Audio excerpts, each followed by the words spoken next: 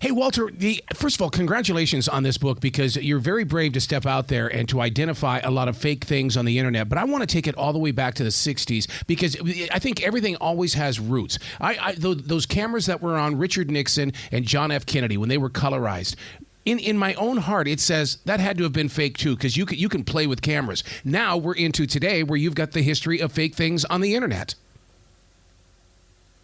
Yeah, absolutely. And in fact, the book goes to the 1960s and much farther back to figure out, is this new, right? What were the technological capabilities back in the day? Are they similar to what we see now? And in terms of that, I found a lot of different common connections between these things.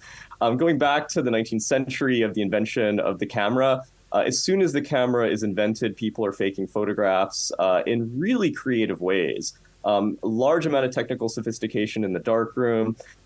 Even one of the inventors of an early camera process is out there faking stuff. In fact, he generates what is generally acknowledged to be the first fake photograph in the 1840s. Wow. So none of this is particularly new, right? And of course, in the 60s, the counterculture loves faking things because it's very much invested in human creative acts. You take something such as the history of fake things on the internet, and right away I'm thinking every person who has a Facebook page or an Instagram account, that's fake. It's all fake. But how did you know where to begin with this book? Because there's just so much of it out there.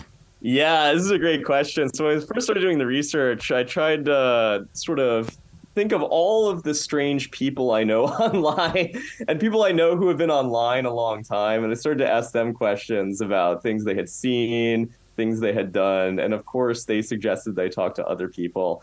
And the book becomes this really fun kind of ethnography where I interview lots of early internet figures, people building the technology, people using the technology, people like digital artists, like computer hackers, computer scientists.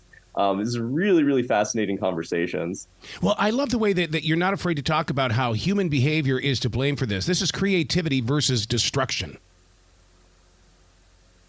Yeah, absolutely. Right. And again, some of these things are longstanding issues, right? I mean, there's nothing particularly new about political misinformation, right? It's just now we have different technology, different ways of communicating that. And again, I think a lot of the problems we see are directly related to things like political polarization, right? And that's not the internet's fault.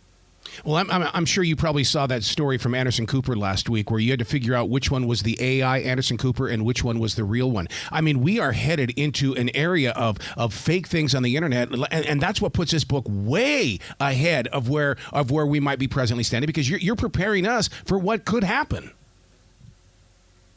Yeah, that's right. So that the book talks all the way, up to the present day about these AI technologies. I think the AI stuff is really fascinating, right? Because it is something that in some sense is fundamentally new, right? So it's like without a lot of human intervention, or in some cases no human intervention, these systems are generating content. So like, what does that mean? How do we receive this information? How do we process this information? How do we use this information? There's a lot of concern that this information is just freely floating around there on the internet. So there are a lot of computer scientists out there trying to develop technologies to detect it. That said, again, it's still in this mode of storytelling, right? And again, the internet is this creative space, right? And so that's kind of where these AIs live.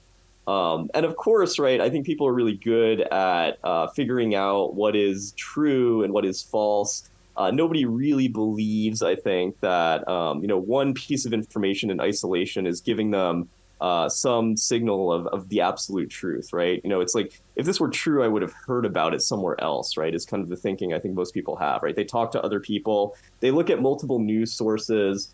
So yeah, you might have a photorealistic fake image or video, but if it's of a public figure and it's so sensational and no one is talking about it, it's probably fake. Am I being a crazy person when I say that families, including husbands and wives, should have secret questions that if they get somebody on the phone that could be an AI, that we know what questions we should be asking so we can prepare ourselves for something that's going to be getting worse? Actually, yeah, so actually, I think that's a great suggestion. I think where the real threats are is stuff like that, right? Like scams, right? Again, something that's not particularly new, but something that can be conducted more effectively with synthetic identities, right? Synthetically generated audio, right? If it's a phone call, fake social media profiles with synthetically generated people. I think you do want to take some basic, operational security measures in those cases for sure. And again, I think there hasn't been much emphasis on that, which is surprising, right? Because again, we're so focused on the political aspects. What have you learned on this project? Because, I mean, you have to be a student in order to put a book like this together. Yeah, that is a great question. I learned a lot about the history of the internet. I think what's the most fascinating thing I learned, the internet was really not intended to be an information superhighway, right? It was not supposed to be a database of facts, right? That would only be used for education and commerce, right? This like 90s, .com era vision of the internet.